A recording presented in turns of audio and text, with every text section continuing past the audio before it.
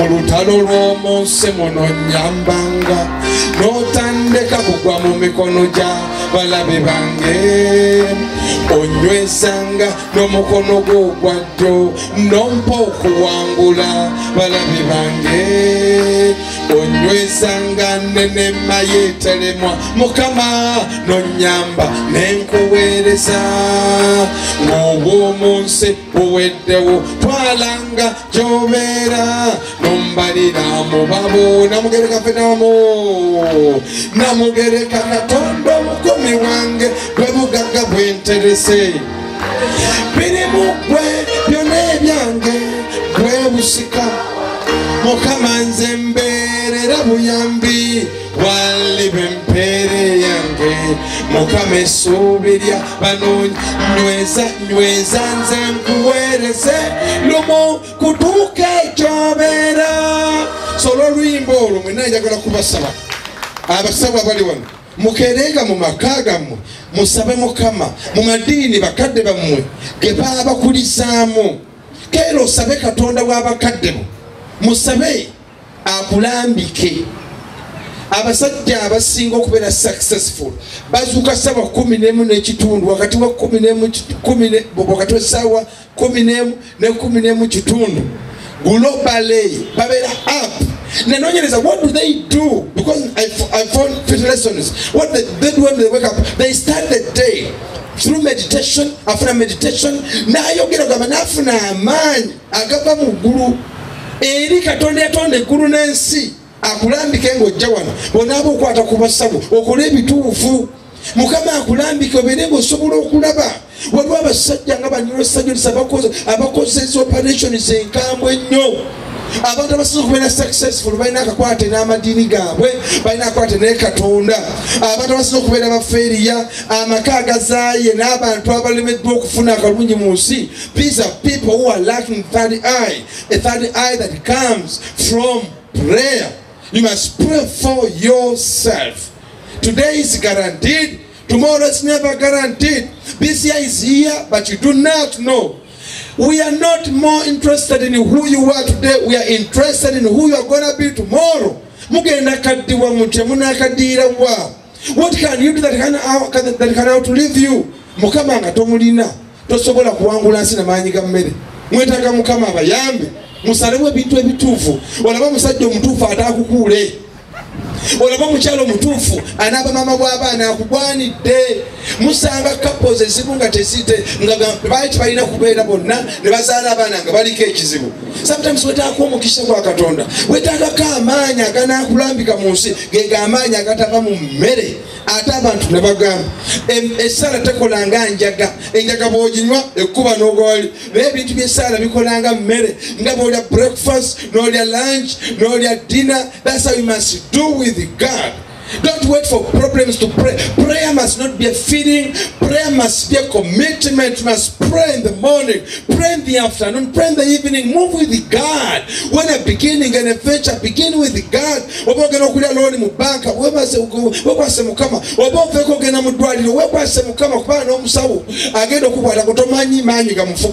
Tomanyi manyi gamufuga nze bwe nali takola counseling omungi abantu bayingiranga office napuliranga awunya sitaani waliwo omuntu gw'osanga nakafaga nsabira n'omukwatako n'agweri n'omugamba ebizibu bingi nnyo genda obeere nga oli musabe omuntu atasaba abeeranga atanaabirako ddala nga bw'obanga tonaaba n'obeera ng'owunya n'abantu abasawe batyo oyinza okufuna kikajwa sabbuuni tugeze geisha n'omunaaba emirundi mingi n'olala okuwunya nga geisha n'ebisaani nabo bibeera abantu abamu baliko ebisiraani because they don't pray. Ate n'ekirala amasitaani agamu gataayaaya waliyo abasamira waliyo abantu omuntu ajja mu ddwaliro nga yalisiraanja yatta n'abantu obeera n'abantu abasawo mwenna abatasaba wano you are responsible for some days here kubanga obeera wano tosaba tokomya okwo osamira ofuwa emmindi amatendo agavaamu ganga akolima abakuliko gakambwe nnyo ng'oyine wakuwahaga avaamu asiraanye mu kifuba tonyaa kubasaba bakulu obeerenga mwesabira Mukama balambike kujja okukola enensi okugibeeramu. You must be prayerful. You must pray every day. The younger you are, even the more prayers that you need. Abantu abasinga bonna abavudde mu madiini ne bagenda madiini amapya kati agazze eka basiraamu eno nga yalokokerayo It is because these people have not been very, very serious with their religions. Singa lyakulanga musabi eddiini eryandibadde agibeeramu baatugamba omuntu ajusedde ku myaka nga 3 n'okusoba afuna automatic psychiatric problem. Nanaga nti ku myaka awo ng'ejja maaso bajja gweddalu muntu ava mu ddiini myaka nga 3 awo ofuna automatic psychiatric problem. Kale no mbasaba mubeere nga mwesabira Mukama abayambe. Ensi nzibufu bafaaza abantu baliko sitaani ajja busi n'owulira nga aliko ekizibu. Oyingira families ezimu oba ebizimbe ebimu n'owulira nga waliwo ebizibu. So mwesabire nga timala kutandika lunaku nga tumuna kujjana mu ddwaliro. Mukama abalambike. Amiina. Then nengandiddewo point akalekejako basaba kabulamu. Tewali kintu kirumanga nze ajja okujjanya ate ng'omusawo olabika oli mulwadde nnyina okusinga nze omulwadde. Bane mwekuume. Sooka omusawo.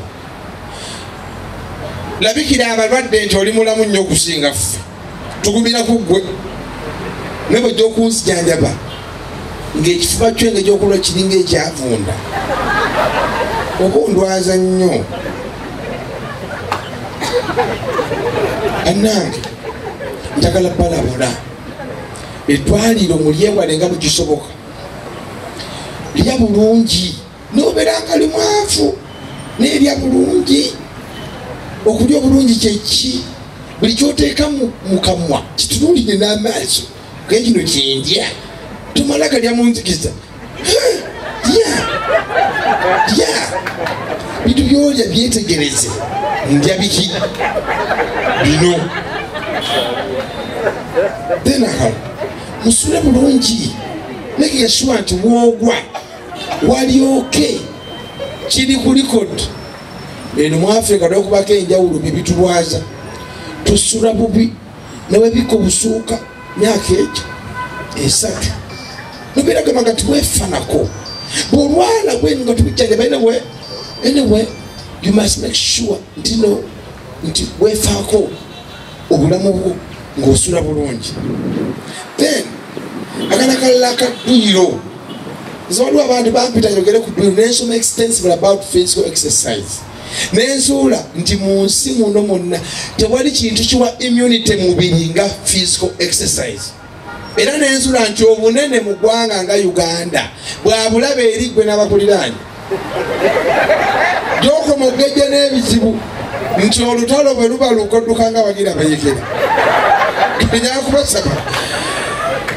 Naye obunene buno buvaawa? Wambira egimu mizaale giri gityo naye egimu maddu nakulya nakunywa. Mwakula mu kyalo mugwava obuyitirivu naye n'ojja mu kibuga eno n'otandika okubanga okufuna ssente amalala ne gayitirira ne galabikira ne mu mubiri.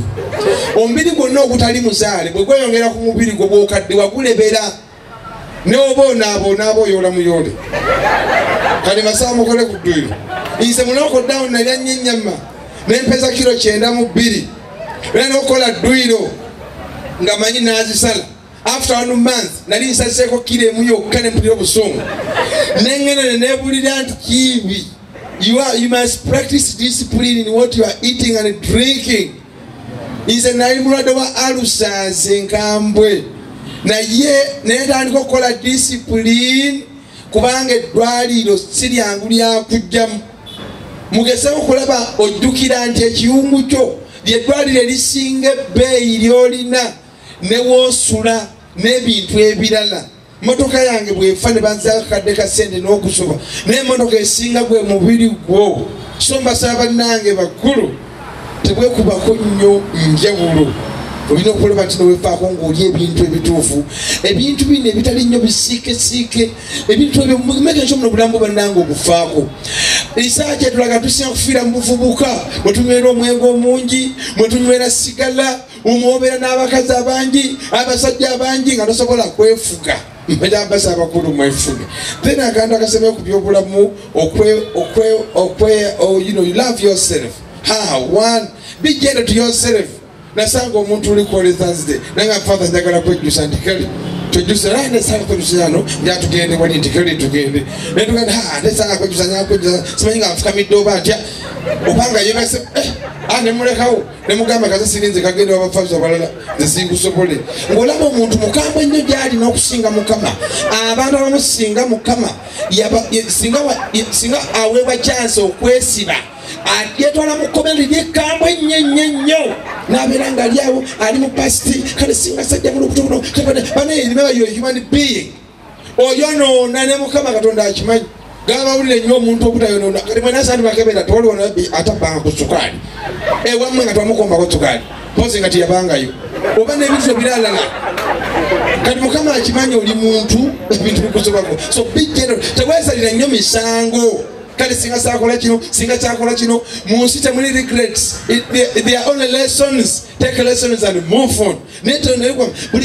buli ojjukira ebintu ebyayita you empower them to control you you empower them to stiff you down and bring you down so making sure you are gentle to yourself then once in a while go for some holiday omubiri guno guwumuzeeko have some good time to sleep obwongo mumusinga nnyo butegeera naye mulimu zi fiber that when you sleep zirina okulaba nti no ziterera baŋŋambako kimwe bakituufu banyogera mu basawo nti nno ku mubiri gw'omuntu omutima gukoma okukuba nga obwongo bukyali bulamu nti obwongo obusembayo okuva ku mubiri gw'omuntu so obwongo buno bufuge obwongo bwa bulabirire have some good time for you to sleep lumumbu nafuna kwenyaza emadwalako e Dubai nesanga famire nga gyeziri ezo naye osanga abantu mu ggwanga muno musente bazirina naye adde ogendako wali esese esese mu abantu abakyali abavubuka ne bagamba kiba kyabulabe nnyo n'obwangaala n'otuuka okufa ng'ebiwandiiko ebikulu mu ggwanga by'olina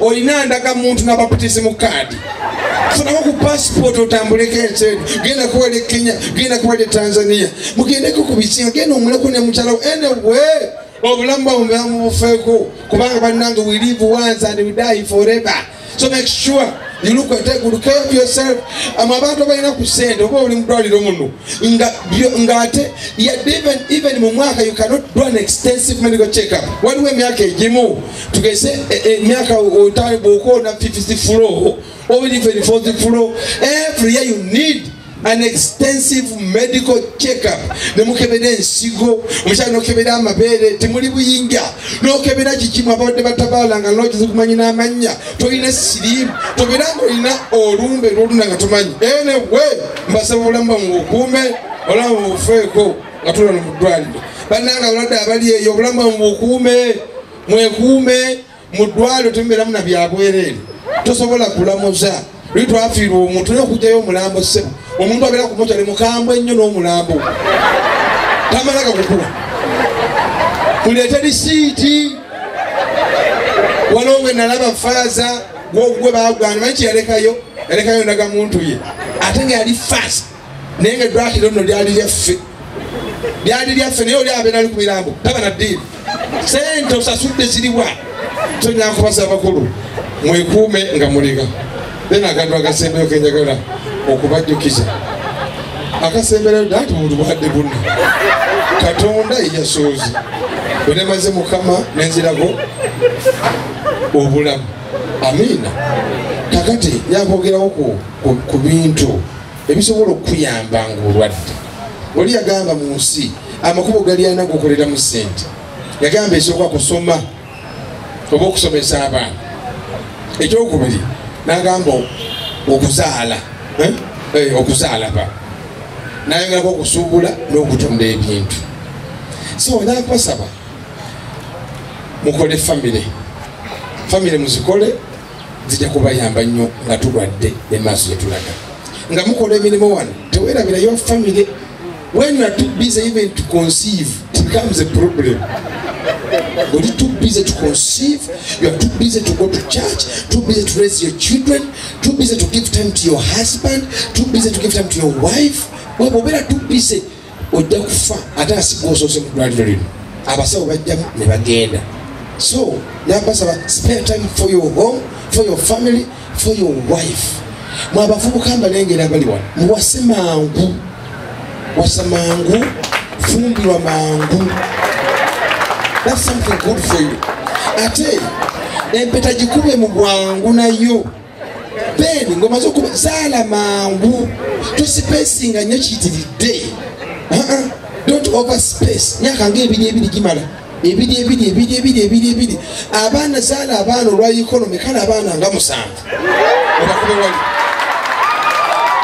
abaana nga maze okubazaala baana bo 7 bakubye awo batunuulire bakwate ng'ekizibu ogambe nti omwali mu senior 6 omwali mu senior 4 omwali mu senior 2 tunka nga bakadde baffe bakola tunka lumu janjaba lumu labirira lumu okiveemu olwo nebwe oba n'omwana ali mu senior 6 ali mu P5 obonabona nnyo omenye kukamala so temuzaala baana batono nnyo kubanga abamu ku bafuuse bafaaji ewamwe tewali baana babazala singa bakoma kwabo abantu bagamba mukazi wo zaala abaana b'oyagala zaaliramu n'aba emergency because you can never know tamunya abaana okononekako n'ogenda okaddibwa nga tolina kantu abaana baononeka ku myaka 25 n'okulira mwana mu CS myaka 25 teriwasiza liryawo likuza mulevu terifumbiddwa so abaana muzaale abaana nga bawerako ate abaana mubawerere so make sure olina very very strong of family ate ejja okusobola okukuyamba bendi kwekyo akasente kekasembereyo ddala sente nze abantu mbagamba kinjagaza sente ensonga zirinnya ensonga esooka sente ekuyamba to control your life and to manage it sooka akasaala kofuna ng'omusawo mukayiiye ate mu abasawo abali wano kiba kinnaku nnyo ng'egyova eyebugiri oba ereka mukyonkyoli yadde okuteekawo ka kiriniki ku kyalo naye ng'oli musawo tuba tufuniddemu wa tugamba abasawo bangi badde mukolayo bukiriniki nsanze abasawo bangi they have only remembered to retire kugamba bw'aba alitalinga n'azimba akalwaliro neŋŋamba eddwaliro litandike kati olikuze ng'omwana aba project namba olaba osobola okulinda omwana myaka 2 ng'omuteekamu ssente kyangu nnyo okutandika project ko nga katono ganokatwala ng'omwana wo gw'okuza wonaatuukira retirement ng'olina woretire ng'ate ng'oretiringidde in your profession. So money helps you to control and manage your life. 2, money gives me an option. Kumanda nyinza okulya enkoko olw'okubiri nende ekyennyanja olw'okusaba nende ekyenjagala omuntu ugoba nsobola okunywa akapiya kenjagala sobola okunywa akantu kenjagala oba ka wine tugamba omuntu atalina ssente tugamba olya bisigaddewo owasa basigaddewo batatutte oba abalemeddwa awalala nga bwebali n'ogamba twantwala olwo gakizibu gamba omuntu oba tolina ssente bituba na option omala kagenda olina wagamba nti nze singa obubi mu kyalo okakale kamale kagenda twali kyakola kubanga ndibidde kuno so sente zikuwa some kind of option oyinza okuweereza omwana wo namugongo oba n'omutwala amasomero gano ag'amaanyi gaseeta oyinza omutwala oba Kenya oba international school oba ebweru sente zikuwa some kind of option. So then akantu akalala about money, that money zikuyamba to live a life of social contribution. Osobola okuyamba kubeewa mmwe oyamba ku batobo osobola okukola ekintu kyonna when you have money. Then akasembayo sente zikuwa some kind of peace. Bw'obanga olina tugamba tuwine mitwalo tugeze 2 gyekikutuuse 40 pootu nga gyolina muduka tewebaka nakwebaka bweziba wano olina webaka okuttewo kubanga wezibulira osule mu baasi katwegamba then ogwo gugumuka naye oba olina sente wano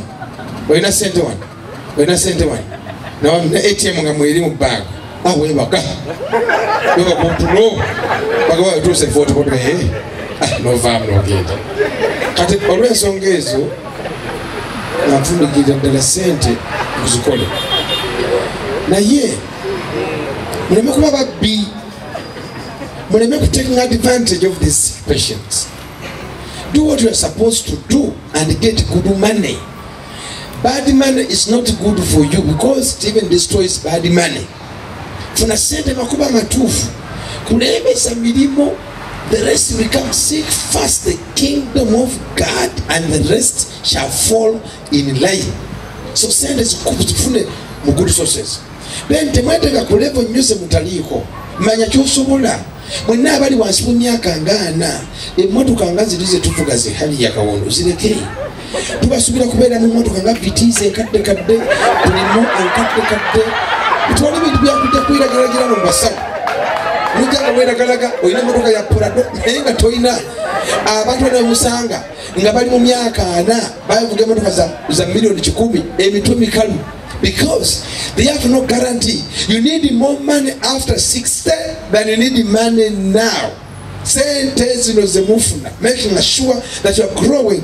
What you want to say to the one, they pursue purpose. 2, they look people with the ideas and they grow money. Learn to grow your little salary. Learn to plan for it. Abwana bano boyagala nkumulitu na abakazi bonna n'ozalambuli azalikamu basajja bameka mu ggwanga none yakasemba y'okufa jaji nalabye mu mawulire yalekisa abaana 38 okibanga kituufu mu bakazi ab'enjawulo buli gye bamutwala okukola yafunisaayo omukazi olubuto buli omu yafunisaayo omukazi olubuto mwalimu nebakiriina abaana batusobola kusiba zipu nezinywera nabatusobola bane era yafudde hypertension was hypertensive olaba omukazi omukizibu nakwate simuwasangako kati bana abakazi abangi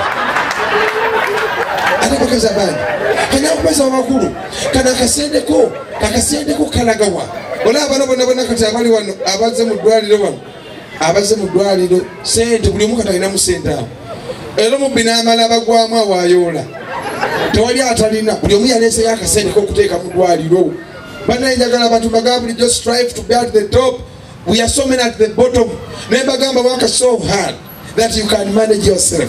Mpigi nzimba kereziya naye bannange okusabiriza kuzibu n'okusondera kuswaza akafaananyi ne kazunga kako mu America buli akalaba yakazayo saagala kumanya kako Sweden kako ludda bwane kazunga mu bbanga kagenda buli omu ne bakusondera bannaye sente n'ogwamu ekitiibwa buli omu ngaakusondera ate n'ekirala abantu basobola okusondera mulundi gumu tebasobola kuddamu okusondera bwe tugenda tukula tugenda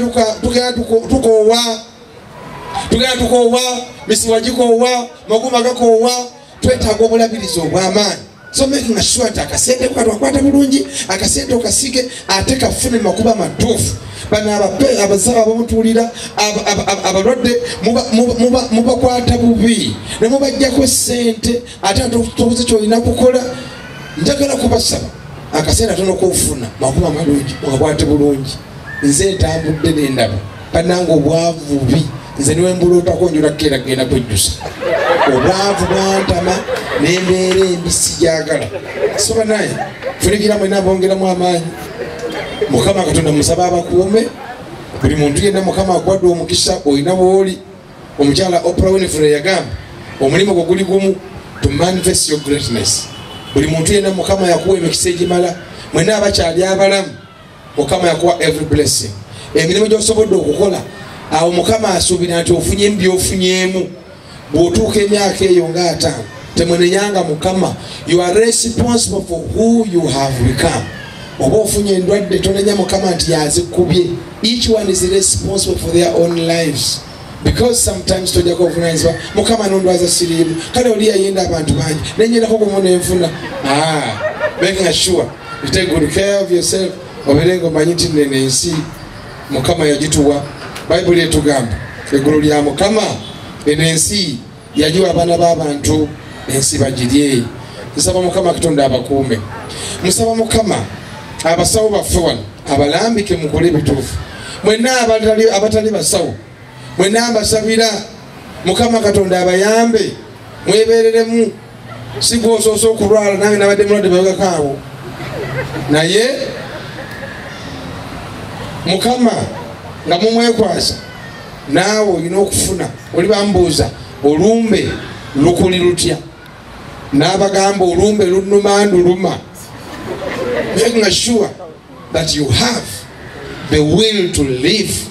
When the will to live dies, the hope dies and you die.